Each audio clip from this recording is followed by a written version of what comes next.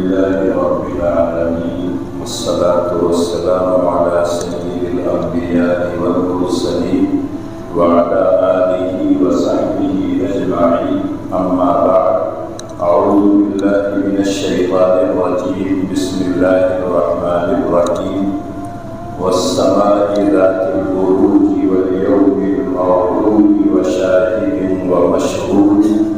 قتل أصحاب الأخدود النار ذات الوقود إذ هم عليها قعود وهم على ما يفعلون بالمؤمنين شهود. وما نقموا منهم إلا أن يؤمنوا بالله العزيز الحميد الذي له ملك السماوات والأرض والله على كل شيء شهيد. إلا الذين فتنوا المؤمنين والمؤمنات ثم لم يتوبوا فلهم عذاب جهنم ولهم عذاب الحريق. إن الذين آمنوا وعملوا الصالحات لهم جنات تجري من تحتها الأنهار ذلك الفوز الكبير. صدق اللہ العظیم. بزرگان ملت، برادران اسلام، ابھی جو آیات کریمہ کی میں نے تلاوت کی ہے وہ سورہ بروج کی آیات ہے، جس میں اللہ جل شانہ نے کچھ چیزوں کی قسمیں کھا کر ایک واقعے کا تذکرہ کیا ہے، اور اس واقعے کا جو انجام تھا اس کو بیان کیا تاکہ ہم آپ اس کی نگاہ میں اپنے بارے میں سوچیں کہ ہمارا انجام اور کیا ہو. پھر پچھلے ہفتے جو آپ کے سامنے ذکر آیا تھا کہ اللہ کا کسی سے رشتہ اور ناطہ نہیں، اللہ کی ایک سنت ہے، اللہ کی ایک عادت ہے، اللہ کے یہاں ایک اصول اور دستور ہے. اس دستور کے مطابق جو دنیا میں زندگی گزار کے جائے گا وہ کامیاب اور کامراں ہوگا، اور جو اس دستور کی خلاف ورزی کرے گا وہ ناکام اور نامراد ہوگا، چاہے وہ کسی بھی خاندان کا ہو، پیسے والا ہو، طاقت والا ہو، اس سے کوئی بحث نہیں. اللہ جل شانہ شروع ہی میں کہتے ہیں وَالسَّمَاءِ ذَاتِ الْبُرُوجِ وَالْيَوْمِ الْمَوْعُودِ وَشَاهِدٍ وَمَشْهُودٍ. چار چیزوں کی اللہ قسم کھاتے ہیں، اور قرآن میں بہت سی جگہ میں قسموں کا تذکرہ کیا ہے، اور مقصد یہ ہوتا ہے کہ جن چیزوں کی اللہ قسم کھاتے ہیں اس کی اہمیت ہوتی ہے، اور ان واقعات کو اللہ بطور گواہ بطور شاہد پیش کرتے ہیں. تو اللہ نے یہاں چار قسمیں کھائیں. والسماء ذات البروج. بروج کہتے ہیں محلات کو، منازل کو. آسمان جو ہے یہاں فرشتوں کے بھی کیا ہے ٹھکانے ہیں، تاکہ کوئی شیطان اگر جانا چاہے تو وہاں جا نہیں سکتا. شہاب ثاقب کے ذریعے سے وہ مارتے ہیں اور وہ بھاگ دیتا ہے. اور یہ بھی ہو سکتا ہے کہ جو ستارے اور سیارے ہیں ان کے منازل ہیں. اللہ کہتے ہیں اس آسمان کی قسم جو برجوں والا ہے، محل والا ہے، چاہے وہ فرشتوں کے ٹھکانے ہو اور چاہے وہ ستاروں کے منازل ہوں جس میں وہ سیارے گردش کرتے رہتے ہیں.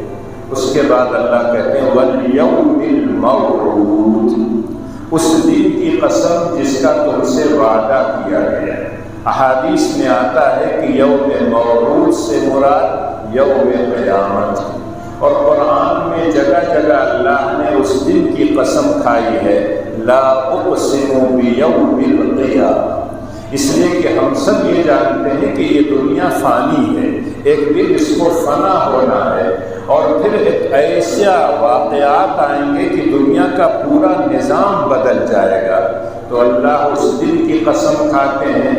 اور دو چیزوں کا آگے تذکرہ ہے وَشَاهِدٍ وَمَشْهُودٍ. شاہد کے معنی آتے ہیں حاضر ہونے والا، اور مشہود کہتے ہیں جس کو حاضر کیا جائے. اس سے مراد کیا ہے؟ تو احادیث کی وضاحت کے اعتبار سے پتہ چلتا ہے کہ شاہد سے مراد ہے جمعہ کا دن، اور مشہود سے مراد ہے یوم عرفہ. 9 ذوالحجہ، جس میں حاجی لوگ میدان عرفات میں جاتے ہیں، جس کو اللہ کے رسول نے فرمایا الحج عرفہ، کہ اگر کوئی آدمی تھوڑی دیر کے لیے بھی میدان عرفات میں نہ جائے تو اس کا حج نہیں ہوتا ہے۔ وقوف عرفہ ارکان میں سے، اور دونوں دنوں کی بہت زیادہ فضیلت ہے۔ جمعہ کے بارے میں پڑھے ہوں گے کہ جو شخص آتا ہو پہلے اللہ کی طرف سے اس کو بے شمار نیکیاں ملتی ہیں۔ بعض روایتوں سے پتہ چلتا ہے ایک اونٹ کا ثواب ملتا ہے، جو اس کے بعد آتا ہے تو اس سے چھوٹے جانور کا، اس کے بعد جو آتا ہے اس سے چھوٹے جانور کا، اور جب امام خطبہ شروع کر دیتا ہے، منبر پر بیٹھ جاتا ہے تو فرشتے رجسٹر بند کر دیتے ہیں، پھر کسی کا نام نہیں لکھا جاتا۔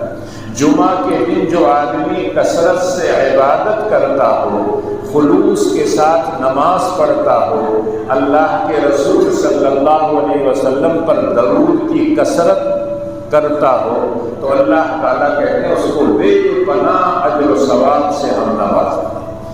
جمعہ کے دن میں ایک ایسی گھڑی ہے کہ اس وقت جو انسان اللہ سے جو مانگتا ہے اللہ تعالیٰ اس کی دعا کو سن لیتے، اور وہ گھڑی کس وقت ہے اللہ نے بتایا نہیں۔ امام جب منبر پر جاتا ہے اس کے بعد کا ہے نماز کے لیے آتا ہے، کہتے ہیں اس دوران وہ گھڑی ہے۔ بعض لوگ کہتے ہیں عصر کے بعد سے مغرب تک کا جو وقت ہوتا ہے۔ بہرحال جمعہ کا دن بہت فضیلت والا ہے، سید الایام اس کو کہا جاتا ہے، افضل الایام اس کو کہا جاتا ہے۔ اور یوم عرفہ کی فضیلت کا کیا پوچھنا، وہاں بغیر وقوف کے حج بھی نہیں مکمل ہوتا، اور جب ایک آدمی حج کے ارادے سے جاتا ہے اور میدان عرفات میں کھڑے ہو کر بیٹھ کر اللہ سے جب دعائیں مانگتا ہے، گڑ گڑاتا ہے، روتا ہے، تو اللہ تعالیٰ اس کی دعاؤں کو سن لیتے۔ تو اللہ جل شانہ قیامت کے دن کو، جمعہ کے دن کو اور عرفہ کے دن کو، اور اس آسمان کو جو برجوں والا ہے، محلات والا ہے، ان 4 قسموں کے کھانے کے بعد اللہ نے ایک واقعے کا ذکر کیا اور فرمایا قتل اصحاب الاخدود۔ اخدود کہتے ہیں خندق کو، گڈھے کو۔ کہیں خندق کھودی جائے، اس میں لکڑی جلا کے کیا ہے آگ روشن کر دیا جائے، اور جو آدمی اس کا دشمن ہو، اس کا مخالف ہو، اس میں جلا دیا جائے۔ یہ دنیا میں بہت زمانے سے چلا آ رہا ہے۔ خود اللہ کے رسول صلی اللہ علیہ وسلم کے زمانے میں مشہور تھا کہ یمن میں اس واقعہ ہوا تھا، کسی نے کہا شام میں ہوا تھا، کوئی مفسر کہتا ہے کہ یہ واقعہ حبشہ میں ہوا تھا۔ لیکن جب احادیث کو پڑھیے تو ان تمام احادیث کا خلاصہ یہ نکلتا ہے کہ ایک بادشاہ تھا جو کافر تھا، اور اس کے ماتحت جو ہے ایک کاہن تھا یا ایک جادوگر تھا۔ کاہن جو ستاروں کی گردش کو دیکھ کے بہت سے مستقبل کی باتوں کو بتاتا ہے، کچھ باتیں کبھی کبھی صحیح ہو جاتی ہیں، کچھ غلط ہو جاتی ہیں، لوگ اس کی باتوں کو ماننے لگتے ہیں۔ جادوگر اپنے کرتب سے لوگوں کو اپنا ہمنوا بنا لیتا ہے۔ تو اس بادشاہ کی سلطنت میں ایک بہت بڑا جادوگر اور ایک کاہن تھا۔ جب وہ بوڑھا ہونے لگا تو اس نے بادشاہ سے کہا اب میں بڑھاپے کو پہنچ گیا ہوں، میرا دن اب قریب آ رہا ہے، ہو سکتا ہے کہ میں دنیا سے چلا جاؤں، تو مجھ کو کوئی چالاک قسم کا لڑکا دیجیے جس کو میں اپنا فن سکھا دوں، جادو اس کو سکھا دوں، کہانت سکھا دوں، کہیں میں دنیا سے چلا جاؤں اور جو علم میرے سینے میں ہے میرے سینے ہی میں رہ جائے، اس سے دوسرے لوگ فائدہ نہ اٹھائیں، تو ایک اپنا ہوشیار اور چالاک اور ذہین بچے کو میرے حوالے کر دیں۔ بادشاہ نے تلاش کروایا تو ایک ذہین بچہ ان کو ملا، اور اس نے کہا کہ تم فلاں ساحر کے پاس، فلاں کاہن کے پاس جایا کرو اور وہ اپنا فن تم کو سکھائے۔ صحیح میں وہ بچہ ذہین تھا۔ جب وہ کاہن اور ساحر کے پاس جانے لگا تو راستے میں اس زمانے کا صحیح دیندار ایک راہب موجود تھا۔ حضرت عیسیٰ علیہ السلام کے مذہب کے مطابق وہ دیندار تھا، عیسائی تھا، ایک درویش تھا، ایک بزرگ تھا، راستے میں اس کا مکان پڑتا تھا۔ جب یہ بچہ جاتا تھا کاہن کے ہاں تو اس راہب کو دیکھتا تھا، اس کی شکل و صورت سے پتہ چلتا تھا کہ یہ اچھا آدمی ہے۔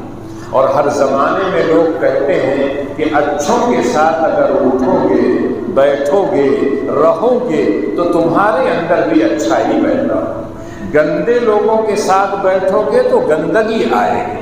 تو اس سے پتہ یہ چلتا ہے کہ اس راہب کو اس نے اچھا سمجھا، تو جب کاہن کے ہاں جانے لگتا تھا تو کچھ دیر اس راہب کے ہاں بیٹھتا تھا اور راہب اس کو کچھ دین کی باتیں سکھاتا تھا اور وہ بچہ بہت متاثر ہوتا تھا۔ جب کاہن کے پاس سے لوٹنے لگتا تھا پھر اس راہب کے پاس کچھ دیر بیٹھتا اور اس سے کچھ سیکھتا جو وہ دین کی باتیں بتاتا تھا۔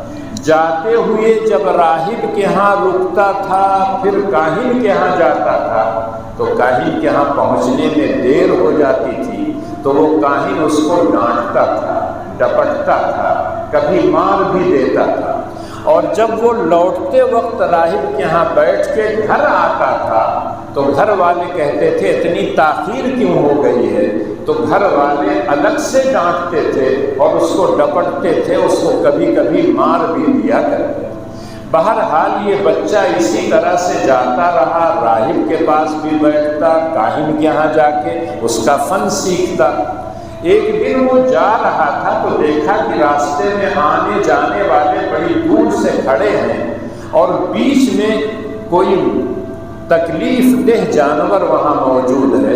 اب چاہے وہ شیر رہا ہو، چاہے کوئی سانپ رہا ہو، کوئی زہریلا جانور رہا ہو، جس کی وجہ سے لوگ ہمت نہیں کر رہے تھے جانے کی اور ادھر والے آنے کی ہمت نہیں کر رہے تھے، تو اس بچے نے ایک پتھر لیا اور اس کے دل میں آیا کہ آج میں آزما لوں، میں جس راہب کے پاس بیٹھتا ہوں کیا وہ صحیح آدمی ہے یا جس کاہن کے پاس مجھے بھیجا جاتا ہے وہ صحیح آدمی ہے۔ تو اس نے ایک پتھر اٹھایا، اب اگر وہ شیر رہا ہو تو اس نے کہا کہ اے میرے مولا، اگر راہب صحیح دین پر ہے تو اس پتھر سے اس شیر کو تو مار دے، موت دے دے، تاکہ جو لوگ راستے میں رکے ہوئے ہیں وہ اپنی منزل تک پہنچ جائے، اور اگر وہ کاہن صحیح ہے تو مت مار۔ اور جب اس نے اٹھا کے اللہ کے نام سے پتھر مارا، شیر کو لگا اور وہ مر گیا۔ اب جو لوگ ادھر ادھر کھڑے تھے وہ بہت متاثر ہوئے، اس لیے کہ پتھر سے کہیں شیر مرتا ہے۔ ان لوگوں نے جب دیکھا تو یہ سمجھ گئے کہ یہ بچہ کوئی اچھا آدمی ہے اور یہ اس کی کرامت ہے۔ نبی کے ہاتھوں اگر کوئی خلاف عادت چیز ظاہر ہو تو اس کو معجزہ کہا جاتا ہے، اور نبی کے علاوہ کسی اچھے ولی اور بندے کے ذریعے سے کوئی خرق عادت، خلاف عادت چیز ظاہر ہو تو اس کو کرامت کہتے ہیں۔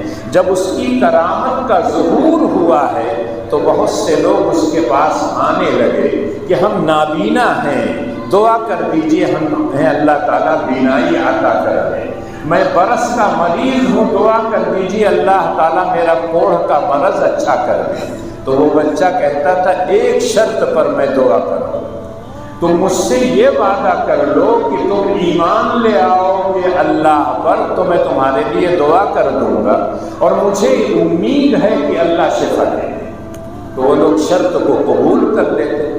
بھئی ایک نابینا کو، ایک اندھے کو کیا چاہیے؟ دو آنکھیں چاہیے۔ تو اس نے وعدہ کر لیا، ٹھیک ہے میں اللہ پر ایمان لے آؤں گا۔ اس نے اللہ سے دعا کی اور اپنے ہاتھ کو اس کی آنکھوں پر پھیرا، اس کی بینائی لوٹ آئی۔ اب یہ بات اور چرچے کے باعث بن گئے، اور پھر جب یہ بچہ راہب کے پاس گیا تو اس نے بتایا کہ ایسا ایسا واقعہ ہوا ہے۔ تو اس نے بچے کو سمجھایا کہ تمہیں اللہ نے فضل و کمال تک پہنچا دیا ہے، میں نے جو صحیح باتیں تم کو بتائی تھی اس کے اثرات تمہارے اندر ظاہر ہونے لگے ہیں۔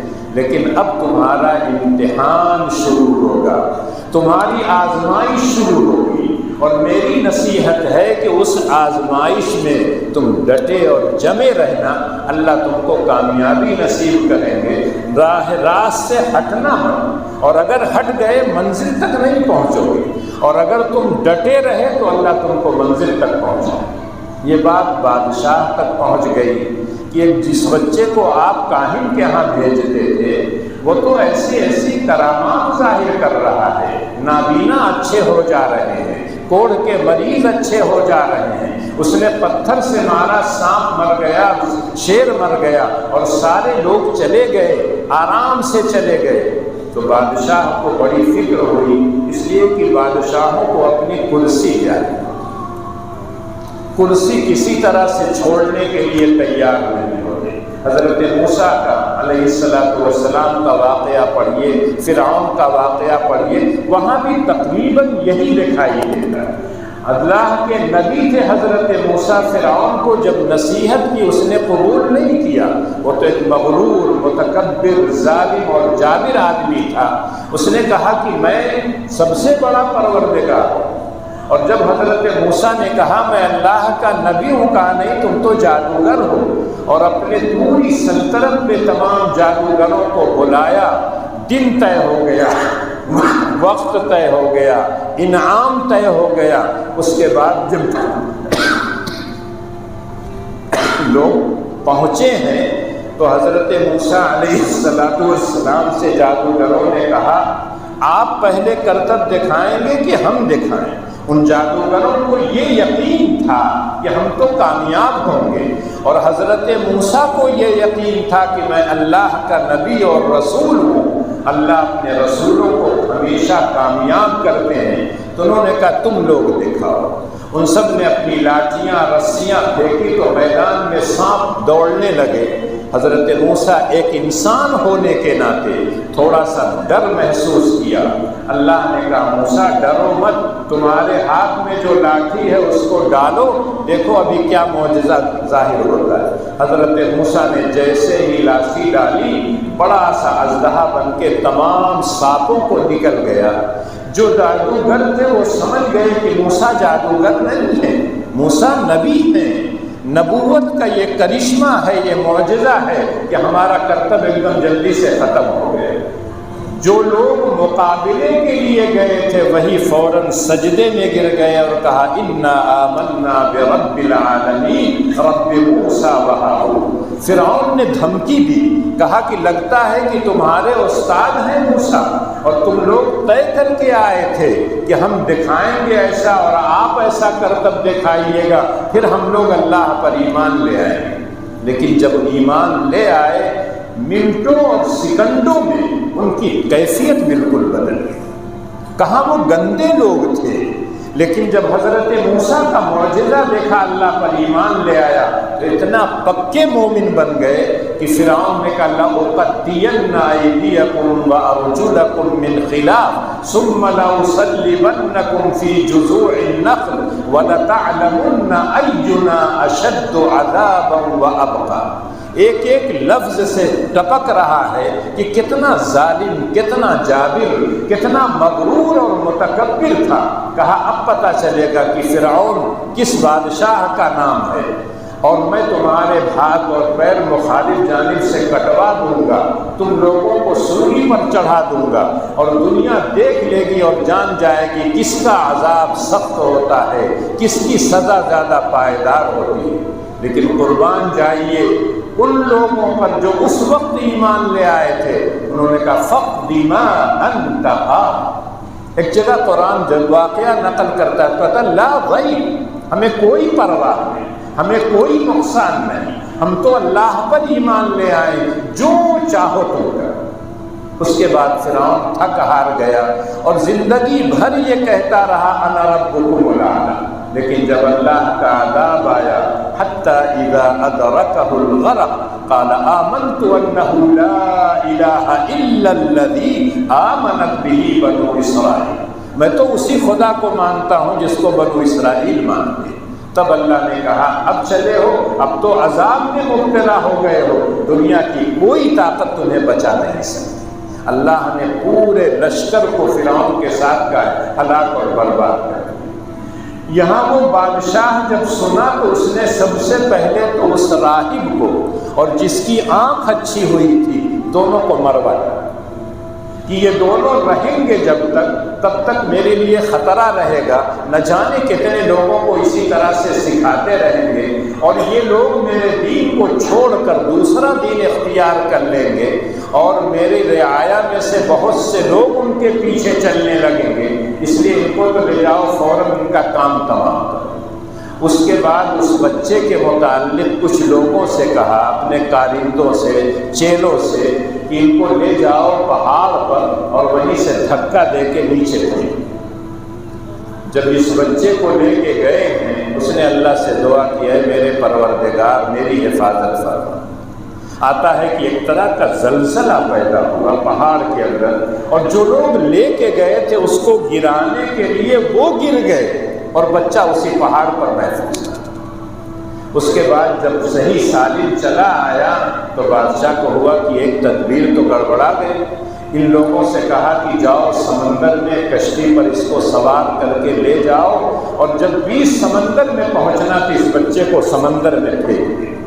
پھر بچے نے دعا کی کہ اے اللہ میری حفاظت فرما، اور اللہ نے اس بچے کی حفاظت فرمائی، اس لیے کہ صحیح دین پر تھا، صحیح راستے پر تھا، اللہ کا ماننے والا تھا۔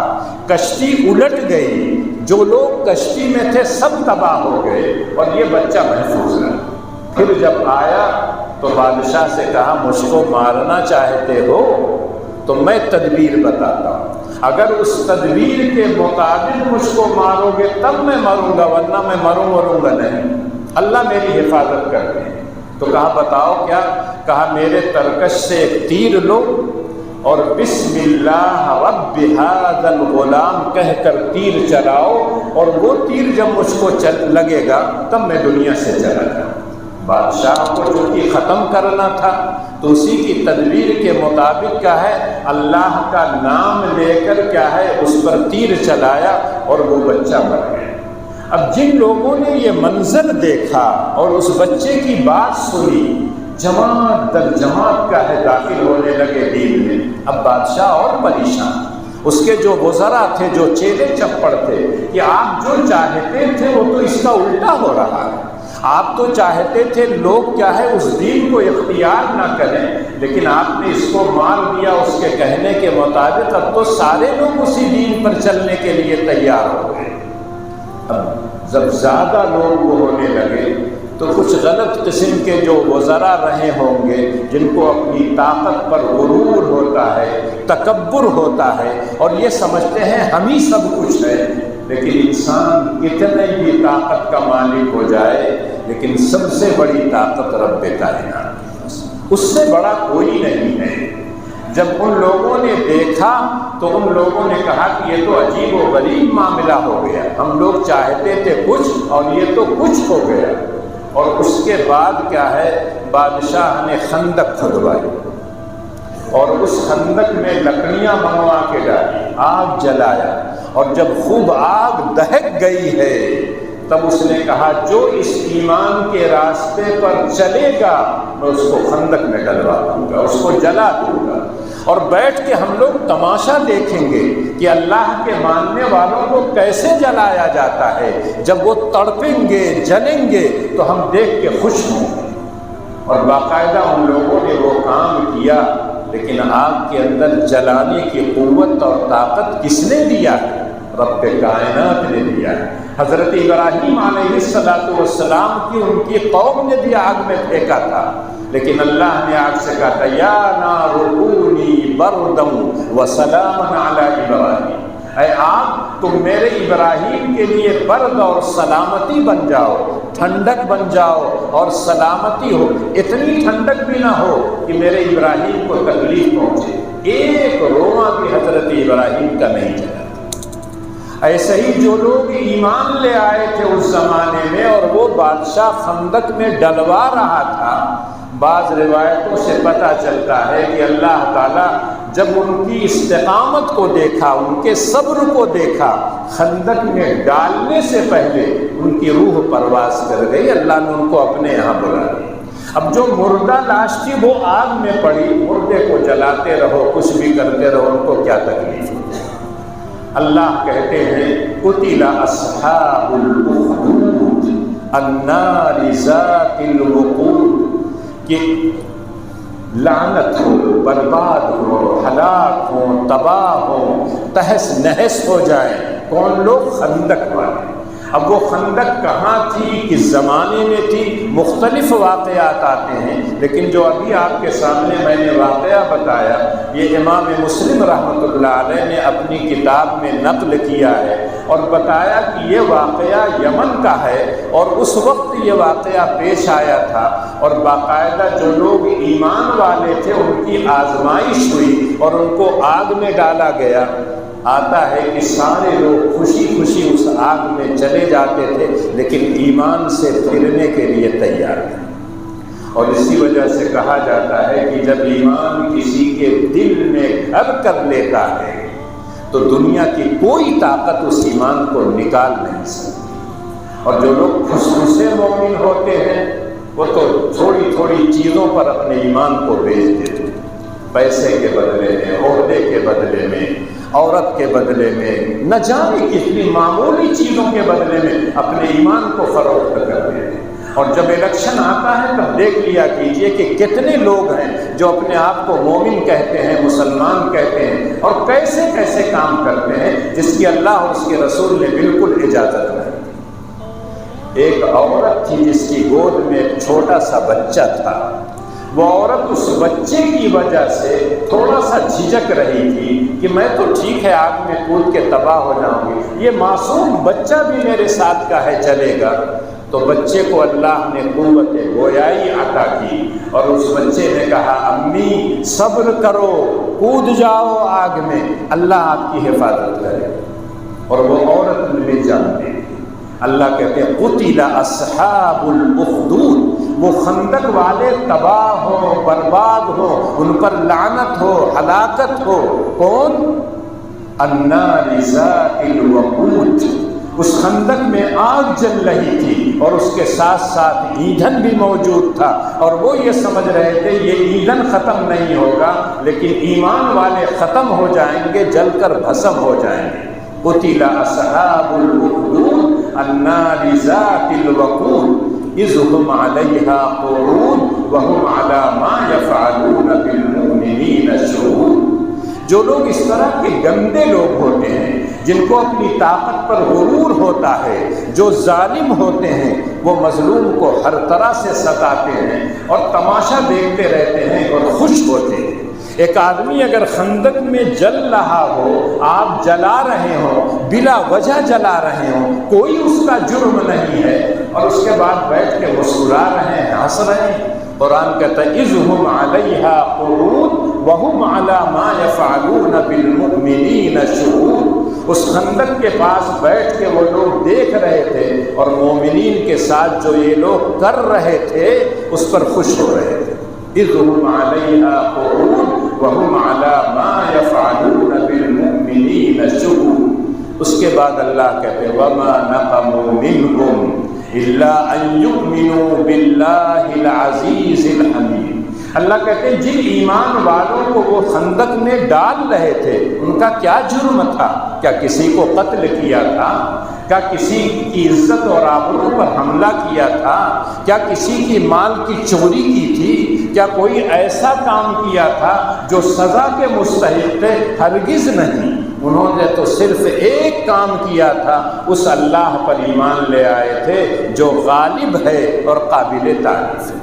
کوئی تعریف کرے نہ کرے وہ قابل تعریف ہے، کوئی عبادت کرے نہ کرے وہ معبود برحق ہے، وہی خالق ہے، وہی مالک ہے، وہی رازق ہے، وہی محیی اور ممیت ہے۔ اس رب کائنات پر ایمان لانا تو بندے کے حق میں سب سے اچھی چیز ہے، لیکن اسی کو ان لوگوں نے جرم قرار دیا۔ وما نقموا منهم الا ان يؤمنوا باللہ العزیز الحمید۔ ان کا جرم یہ تھا کہ ایک اللہ پر ایمان لے آئے تھے، اس کی سزا یہ مل رہی تھی کہ اس کو خندق میں ڈالا جا رہا تھا، جلایا جا رہا تھا۔ کون؟ اللہ جو غالب ہے، حکمت والا ہے، الذی لہ ملک السماوات والارض واللہ علی کل شیء شہید۔ تم لوگ تو خندق کے کنارے بیٹھ کر ان مومنین کو جن کو جلایا جا رہا ہے تم مزید کر رہے ہو، دیکھ رہے ہو تماشا اور ہنس رہے ہو۔ رب کائنات اوپر سے اپنے ان بندوں کو دیکھ رہا ہے، اور ان بندوں کا جلانا تو ہے، تم کو یقینی طور پر اللہ تعالیٰ سزا دے گی۔ اور اللہ نے پھر اپنا دستور بتایا، ان الذین فتنوا المؤمنین والمؤمنات ثم لم یتوبوا فلہم عذاب جہنم ولہم عذاب الحریق۔ اللہ کہتے ہیں جو میرے ماننے والوں کو تکلیف دے گا، آزمائش میں مبتلا کرے گا، ان کو ہلاک اور برباد کرے گا، ان کی عزت اور آبرو پر حملہ کرے گا، میں ان کو بخشوں گا۔ ان الذین فتنوا المؤمنین والمؤمنات ثم لم یتوبوا، اور کبھی اس سے توبہ نہیں کیا، فلہم عذاب جہنم ولہم عذاب الحریق۔ جہنم میں آگ ہی آگ ہوگی، تو اسی جہنم کے عذاب کے بارے میں کہا عذاب الحریق، وہاں آگ جلتی ہوئی رہے گی، اس میں تم کو ڈالا جائے گا۔ آج تم میرے بندوں کو آگ میں ڈال رہے ہو، کل میں تم کو جہنم کی آگ میں ڈالوں گا۔ اس آگ سے کئی گنا تیز وہ آگ ہوگی جو جہنم میں ہوگی، وقودها الناس والحجارہ۔ یہ اللہ کا وعدہ ہے، لیکن اللہ کے اس وعدے کو پڑھیے تو اللہ کہتے ہیں ثم لم یتوبوا۔ ان لوگوں نے اللہ کے ماننے والوں کو، اللہ کے ولیوں کو، اللہ کے مخصوص بندوں کو ستایا تھا، مارا تھا، پیٹا تھا، خندق میں جلایا تھا، لیکن اللہ تب بھی کہتے ہیں کہ اگر توبہ کر لیتے تو میں معاف کر دیتا۔ بعض صحابہ کہتے ہیں اس آیت کو پڑھیے تو پتہ چلتا ہے کہ اللہ کتنے حلیم ہیں، اللہ کتنے بردبار ہیں، اللہ کی رحمت کتنی ہے کہ ان کو بھی اپنا بندہ کہہ رہے ہیں، اور کہہ رہے ہیں تم نے ستایا ہے میرے بندوں کو، میرے بندوں کو خندق میں جلایا ہے، لیکن اگر توبہ کر لیتے، مجھ سے اپنے گناہوں کی معافی مانگ لیتے تو میں تم کو بخش دیتا، لیکن تم لوگوں نے توبہ نہیں کیا، اس لیے تم لوگ جہنم میں جاؤ گے اور وہاں جلائے جاؤ گے۔ بعض روایتوں میں آتا ہے کہ جب یہ لوگ تھک گئے اہل ایمان کو جلاتے جلاتے تو وہ یہ سمجھے کہ اب تو یہ آگ ختم ہو جائے گی، لیکن وہ آگ بڑھتی گئی، اور جو لوگ تماشا دیکھ رہے تھے ان کو بھی جلا دیا، ان کے گھروں کو بھی جلا دیا۔ تو بعض لوگوں نے کہا عذاب حریق تو دنیا میں مل گیا اور عذاب جہنم ان کو آخرت میں ملے۔ پھر اللہ کہتے ہیں ان الذین آمنوا وعملوا الصالحات لهم جنات تجری من تحتها الانہار ذلک الفوز الکبیر۔ یہاں اللہ تعالیٰ بشارت سنا رہے ہیں، اپنا وہ دستور بتا رہے ہیں، وہ اصول اور ضابطہ بتا رہے ہیں جو قیامت تک چلنے والا ہے۔ اللہ کہتے ہیں جو سچا اور پکا ایمان لے آیا، اعمال صالحہ کیا، ہم اس کو ایسے باغات میں دیں گے جگہ جہاں نہریں بہہ رہی ہوں گی، اور یہ اصل کامیابی۔ دنیا سے کوئی آدمی چلا گیا، جنت میں داخل ہو گیا، جہنم کی آگ سے بچ گیا، اللہ کہتے ہیں سب سے بڑی کامیابی۔ فمن زحزح عن النار وادخل الجنة فقد فاز۔ اس کے بعد اللہ نے اپنی کچھ صفات کا تذکرہ کیا۔ یہ دنیا میں جو میں کسی کو قوت اور طاقت دے دیتا ہوں، اتنا مغرور ہو جاتا ہے کہ میں سب کچھ جانتا نہیں ہے۔ ان بطش ربک لشدید۔ اللہ کے پاس جو قوت اور طاقت ہے اس کا مقابلہ کوئی نہیں کر سکتا ہے۔ اللہ کے ہاں دیر ہے، اندھیر نہیں ہے۔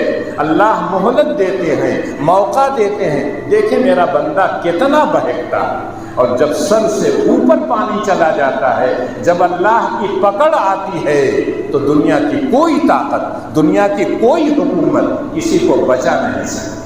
اللہ کہتے ہیں اے میرے بندو، اگر میرے لیے تم نے جان دیا تھا، میں تم کو ایسے باغات میں داخل کروں گا، جنت کی نعمتیں تمہارے انتظار میں ہے، اور جن لوگوں نے تم کو یہ سزائیں دی تھی ان کو میں سزا دوں گا، اور جانتے ہیں کہ میری سزا کتنی سخت ہے۔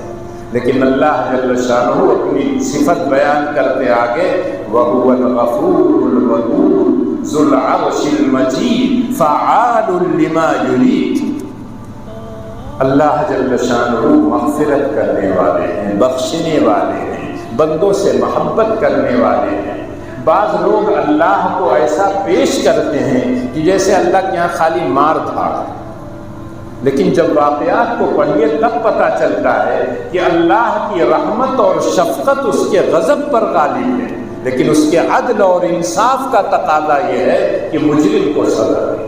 افمن کان مؤمنا کمن کان فاسقا لا یستوون۔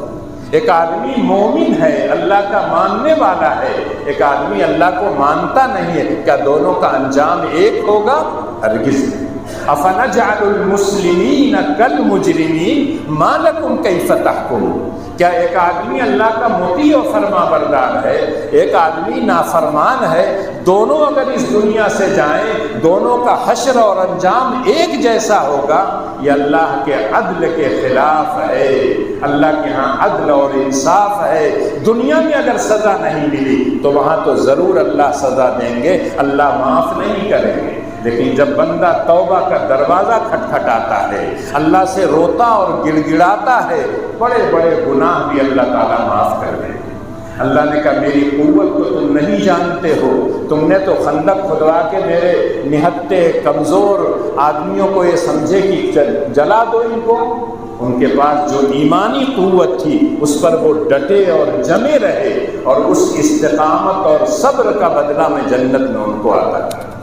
اور اس کے بعد اللہ کہتے ہیں جانتے ہو میں تو فعال لما یرید، جو میں ارادہ کرتا ہوں وہ کر کے دکھاتا ہوں۔ میرے ہاں یہ نہیں ہے کہ ارادہ کچھ ہو کچھ کرے، میں جو چاہتا ہوں وہی کروں۔ کوئی آدمی میرے کام میں دخل نہیں دے سکتا ہے۔ اگر میں کسی گنہگار کو بخش دوں تو کوئی اعتراض کرنے والا نہیں، کیوں اس کو بخش دیا؟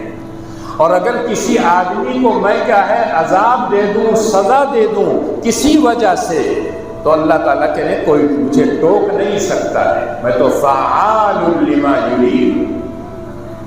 حضرت ابوبکر صدیق رضی اللہ تعالیٰ جب بیمار ہوئے ہیں، اور وہی ان کی آخری بیماری تھی جس کو مرض الوفات اور مرض الموت کہہ رہے ہیں۔ حضرت ابوبکر اللہ کے رسول کے یار غار ہیں، نبیوں کے بعد انسانوں میں سب سے اچھے انسان۔ جب مرض الموت میں کچھ لوگ گئے ان کی عیادت کے لیے تو ایک صاحب نے کہا کہ امیر المومنین آپ نے کسی طبیب اور ڈاکٹر کو دکھایا؟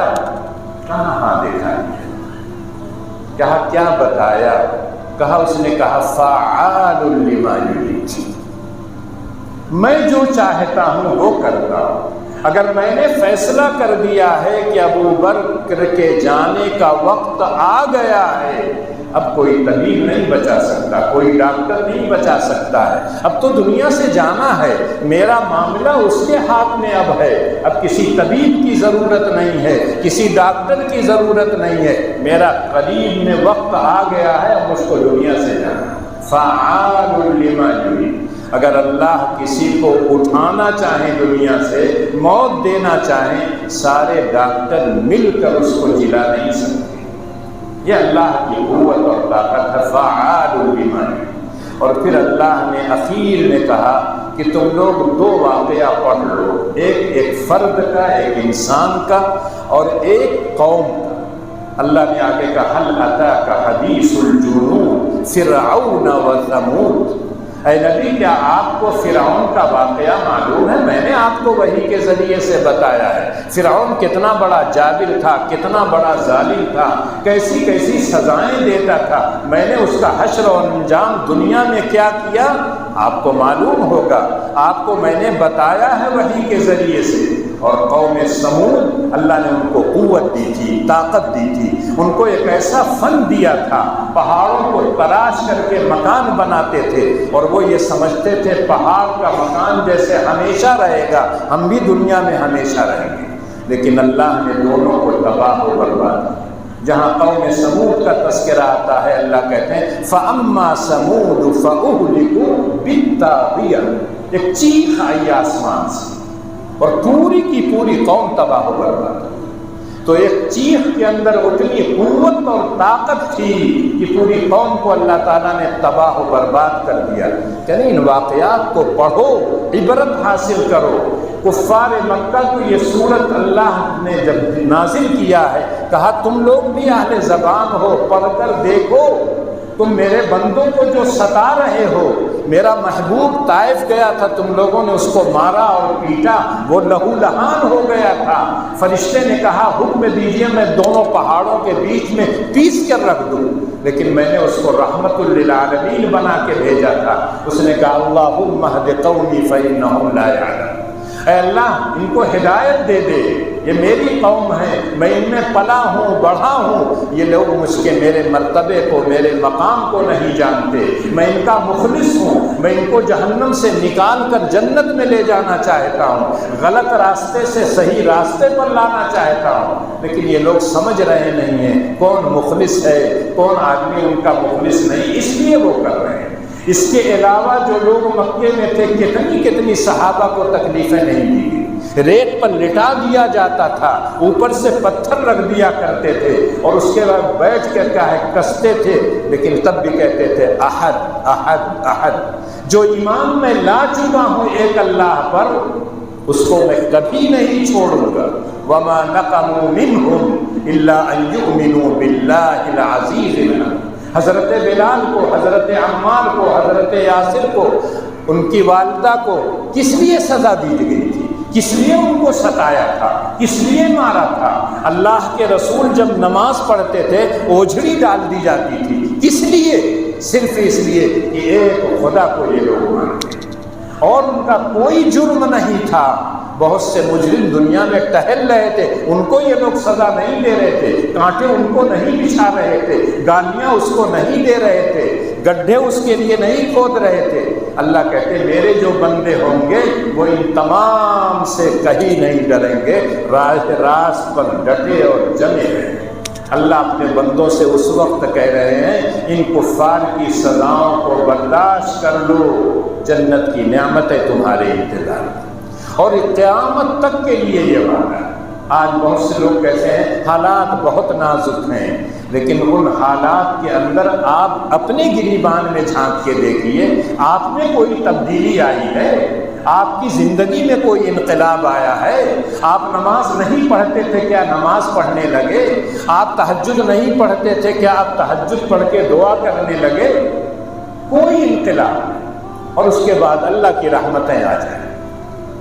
فلسطین میں جو کچھ ہو رہا ہے دنیا جانتی ہے، اپنی آنکھوں سے دیکھ رہی ہے، سن رہی ہے، لیکن ہاتھ اٹھا کر ان مجاہدین کے لیے، ان مسلمانوں کے لیے جو ضعیف ہیں، نہتے ہیں، کمزور ہیں، ان کے پاس کوئی ہتھیار نہیں ہے، لیکن صرف اللہ پر ایمان لانے کی وجہ سے ان کو اپنی زمین سے، اپنے وطن سے نکالا جا رہا ہے، تباہ و برباد کیا جا رہا ہے۔ بین الاقوامی جو جنگ کے اصول ہیں ان کی تمام خلاف ورزیاں ہو رہی ہیں۔ جو لوگ اپنے آپ کو کہتے ہیں امن و سلامتی کے ہم پیغامبر ہیں، وہ لوگ اس کا ساتھ دے رہے ہیں اور اس کے بعد کا ہے پٹوا رہے ہیں۔ بعض لوگ تو یہاں تک کہتے ہیں کہ غزہ پہ اگر وہ چاہتا تو قبضہ کر لیتا، لیکن وہ نہیں چاہتے ہیں، وہ تو ہتھیار تیار کرتے ہیں، اور ان ہتھیاروں کا تجربہ فلسطین کے کمزور اور نہتے معصوم بچوں اور عورتوں پر کرتے ہیں، اور پھر پوری دنیا میں یہ کہہ کر بیچتے ہیں کہ یہ مجرب ہمارا ہتھیار ہے، اس کو لے جاؤ، اور ساری دنیا کے لوگ خرید رہے ہیں۔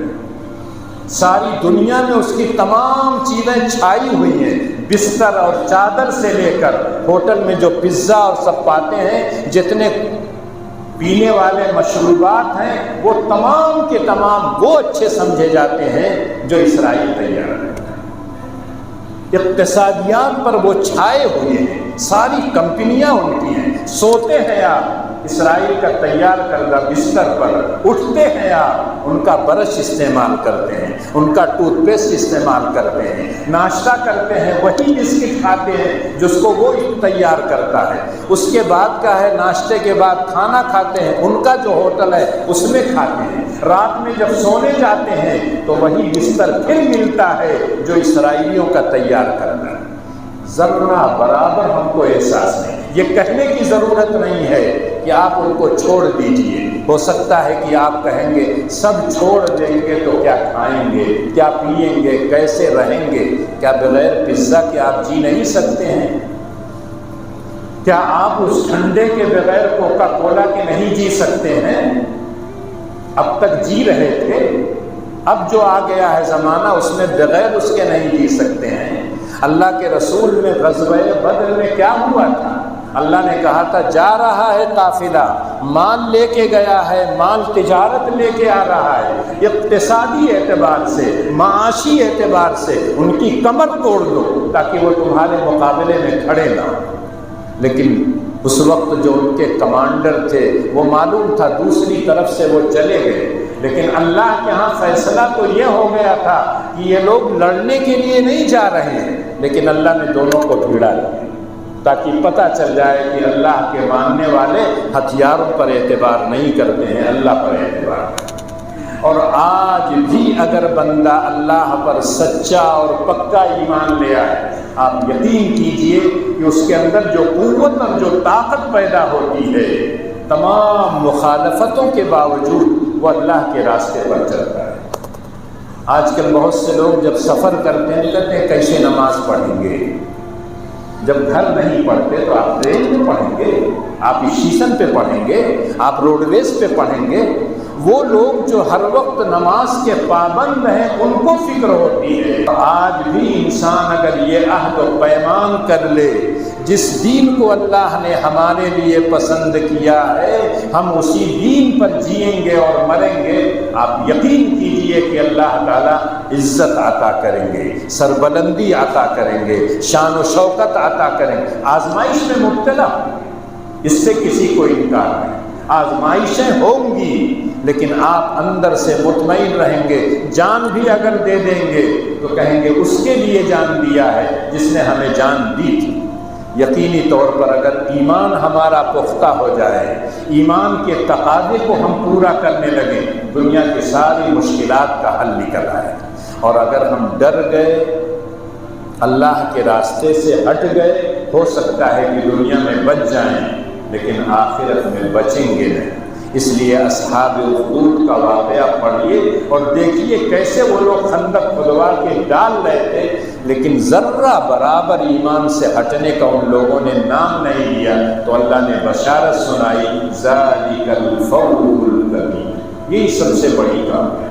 اگر آپ بھی سب سے بڑی کامیابی کے حقدار بننا چاہتے ہیں، نعمتوں کے حقدار بننا چاہتے ہیں، اللہ کے محبوب بننا چاہتے ہیں، آئیے عہد کیجئے کہ جس دین کو اللہ نے ہمارے لیے پسند کیا ہے جتنا ہم سے ہو سکے گا اس دین پر ہم چلیں گے۔